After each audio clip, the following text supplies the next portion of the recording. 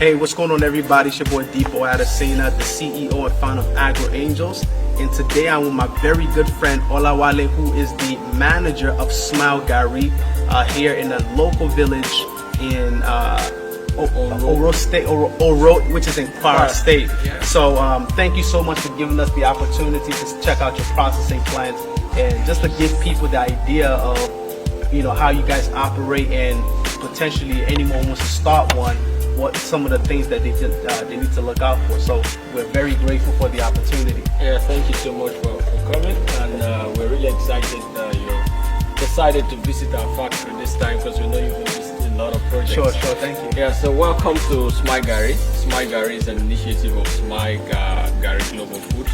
So this is just a wing of our project, which is the cassava processing project. So here we are now is the peeling arena. So usually when the cassava comes in, it comes into the compound, and then we have to spread it around here where the women will be peeling.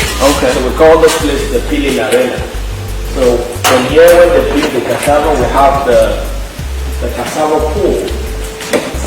So after peeling the cassava, that's removing the brownish part of the cassava, the skin. So we put it in the cassava pool. So this is the cassava pool. And then in the pool, once the peeling starts, and then you start dropping the cassava in here, we're hoping the tap to raise the cassava. So the tap continues to run, and we block the drainage. The two drainages we have here. You fill it up, you fill the cassava to capacity? Yeah, we'll fill it to the capacity, but the moment we start dropping the cassava in, then we have to open the tap. Okay. Even before it gets filled to capacity. Okay. So now, when the cassava gets in there, we rinse it, and then we'll wash. And then as we wash, we'll bring it down here, which is the crushing section. Okay. So some people call this machine grater, some people call it crusher. So, but what it does is to mash the cassava tuber. Okay. And it has capacity to do 6 tons in every 30 minutes. 6 tons? In every 30 minutes. So in a day we take about 4 to 5 trucks of cassava, which that's about 20 tons. Okay. So this machine approximately do that in 2 hours, thereabouts. So it's a very powerful machine and a very fast one. This is the fermentation section. The purpose of the fermentation, we all know cassava has cyanide, and then that's the poisonous part of it. It has to go over a period of time before you continue your processing. So we bring it here to ferment. It spends minimum of 3 days here. Sometimes we leave it for 4 days, but most times, because we have so much crushed cassava in the fermentation section, some of them could stay as long as 2 weeks anyway. But the good thing is we have good hygiene here. Every morning we have one of our staff who washes, clean the environment, so it doesn't go maggot and all that. So it stays fresh. Good. And then from this place, we'll bring it down to the pressing section. So this is perhaps the most powerful machine here. So this machine has a ring, as you can see.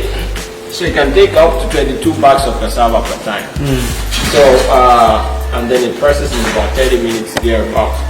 So you put in your cassava, and then you press it. So what you want to achieve in the pressing is to dewater the cassava. Every water in the cassava has to come down. Gotcha. It has to come down.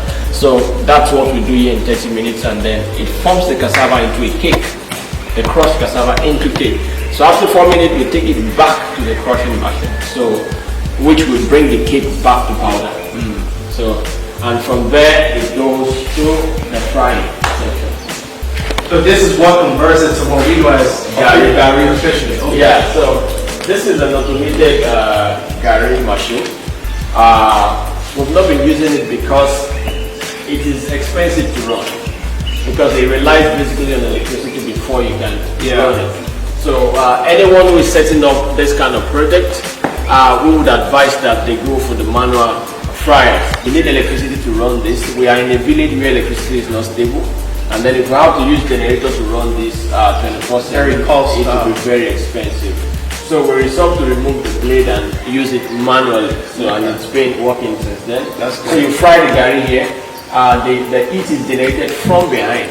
So after frying your Garri, you open up the tunnel. Okay. And then bring down the Garri. You scrape it out? Yeah, you just scrape it out. Gotcha. Yeah. So usually we use for this we use shovel to fry the Garri. Okay. It's very Sure, very hot, yeah. So then we remove the Garri after frying. So this is officially the finished. This is where we finished process. Yeah, this is where we say bye bye to our commodity. So we go to them from stage to stage in the factory. So at this point, this is where we just store them, and from here they are ready to go to the market. Okay.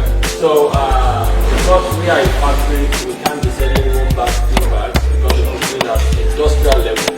So more wholesale. Wholesale, yes. So we do wholesale. So we're bagging 50 kg, and we supply to Abuja, we supply to Lagos, and all those things. So we use this job to move out the produce, the truck comes in, and then we move out through that side. So this is what we have.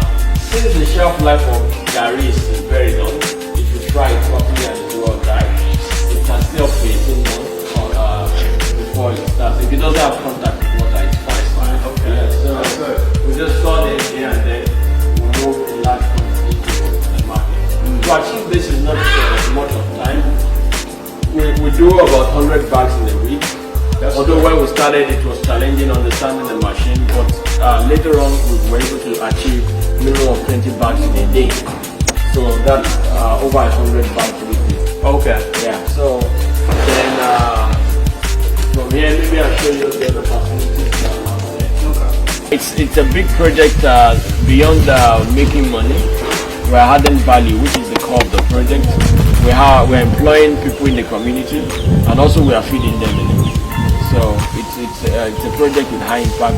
We've had many people visited us here to commend us on what we're doing. That's good. And the community leaders have also come, and even the ones that are outside this community have come to see what we're doing and learn from what we're doing. Can you tell people how old you are, and because I think it'll be shocking for people to know that young people can run an operation like this without being in their 40s or 50s or 60s before they get started. Well, I think it's a very, very important issue you raised. Agribusiness is basically for young people, not for old people like we look at it to be in Nigeria today. I'm just 28, and then I'm doing it with the whole of my energy, with the whole of my passion, and I don't do anything else. This is what I do for a living. I have various projects in the agric sector, and I encourage young people to get involved in this. Agribusiness is for young people because you have the energy, you have the passion, you have the ingenuity to run it. We really need to get young people involved in agric value chain. We need to get involved in planting, we need to get involved in processing in particular, because we stay in the part of the world where post-harvest loss is very critical. Most of the tubers harvested the waste, vegetables harvested the waste, because there's no processing initiative. So, but processing initiatives like ours and others that anyone can start will reduce this kind of post-harvest loss and also ensure food security and reduce hunger in Nigeria and Africa at large. Wow, man, thank you so much for sharing such a vast knowledge on the Garri processing, and also just letting people know that it's a beneficial project for young people. And our hope is that you're watching this, that you start to see agriculture as not only the future of Africa, but as an opportunity for you to dive in and create wealth for yourself as well as empower other people. So with that being said, thank you so much for taking the time to watch this video, and we'll catch you next time. Peace.